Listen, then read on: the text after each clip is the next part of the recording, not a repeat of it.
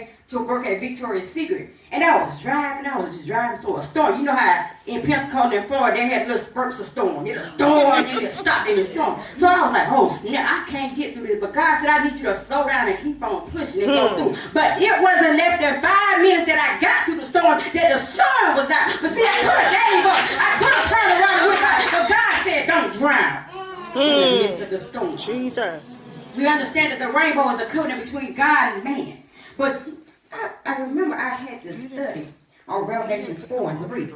And I didn't know how important the rainbow was. And I never went to Revelations, and I'm going to let you know I never went there. And I had to teach on it.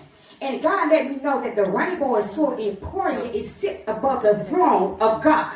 And it represents the glory of God. So that means whenever we doubt God, God looked up and said, I still remember the covenant that I had with you. And you have to know that God is a covenant keeper. Because he's a man of his word. He's a man of his word. So why when we go through these storms, we want to give up? And I come stand here today to tell you that God said, I don't need you to give up. God said, I need you to keep pushing. What makes us think that we're not going to go through storms and things in our life? If Jesus had to go through hell on earth, what makes you think that you don't have to go through it on earth too? I come to tell you that storms come to make us and break us and prepare us for the things that God has for us. He didn't say you weren't going to go through.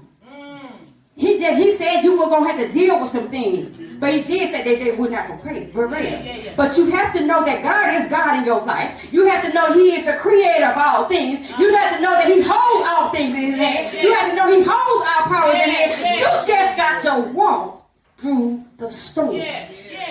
And the key word is through.